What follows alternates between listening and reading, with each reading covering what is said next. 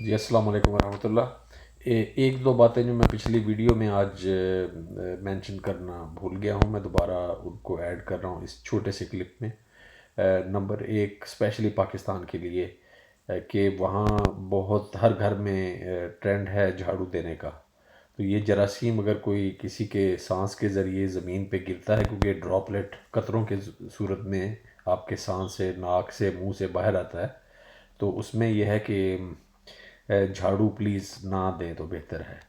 اس سے بہترین، کیونکہ اگر جھاڑو دیں گے تو یہ ہوا میں جائے گا، اور ہوا میں جائے گا تو یہ بہت خطرناک ہے، بہت زیادہ ڈوز میں جا سکتا ہے۔ یہ مجھے بالکل ریمائنڈ کرایا ہے میرے ایک بڑے بھائی نے، ایک فرینڈ نے، کہ یہ بہت ضروری ہے پاکستانیوں کے لیے، انڈینز، بنگالی، جو ہمارا کلچر ہے جھاڑو دینے والا، اس میں جو لوگ ہوور کرتے ہیں دیٹس اوکے۔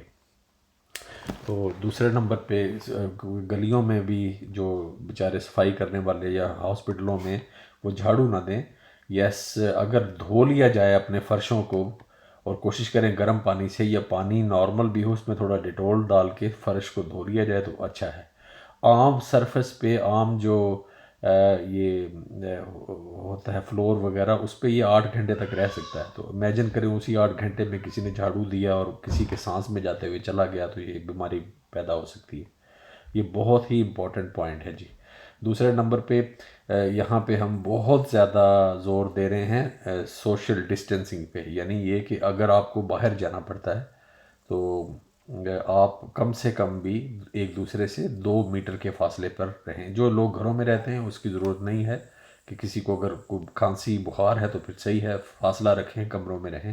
ورنہ باہر جا کے اگر کسی کے، اگر شاپنگ کے لیے کہیں پہ آگے پیچھے جانا بھی پڑے تو 2 میٹر کا فاصلہ رکھنا بہت زیادہ ضروری ہے۔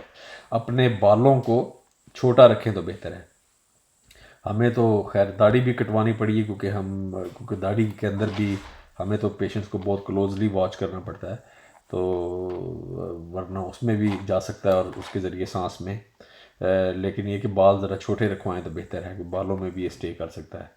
اچھا، فائنل بات میں یہ کرنا چاہتا ہوں کہ اپریل کے اینڈ تک اگر تو ہم سب لوگ، پوری دنیا کے لوگ احتیاط کرتے رہیں، تو انشاءاللہ یہ اپریل تک آپ دیکھیں گے اینڈ تک کہ نیوزیں آئیں گی، روز بڑھتے جائیں گے کیس۔ اس کے بعد انشاءاللہ آہستہ آہستہ ڈیتھ ریٹ کم ہو جائے گا، اور آہستہ آہستہ گرمیوں کے مڈ تک ہماری انشاءاللہ اس سے جان چھوٹ جائے گی۔ کیونکہ یہ کوئی 28 ڈگری سے اوپر ٹیمپریچر جب ہوتا ہے تو پھر یہ اس کے مرنے کے چانسز زیادہ ہیں۔ تو پاکستان، انڈیا، بنگلہ دیش، جتنے گلف کنٹریز ہیں، باقی عرب ممالک، ان میں گرم موسم ہوتا ہے تو باہر رہنے میرے خیال میں یہ جلدی ختم ہو جائے گا۔ یورپ میں تھوڑے سے چانسز ہیں تھوڑا سا لمبا رہے۔ تو باقی میں آپ کو ساتھ ساتھ اپڈیٹ کرتا رہوں گا۔ اللہ پاک آپ کو سلامت رکھے، ہمیں سلامت رکھے، آپ کے عزیزوں کا رب پہ رحمت ہو، ہم پہ رحمت ہو۔ دعاؤں میں یاد رکھیے گا جی۔ جزاک اللہ خیر۔ السلام علیکم ورحمۃ اللہ جی۔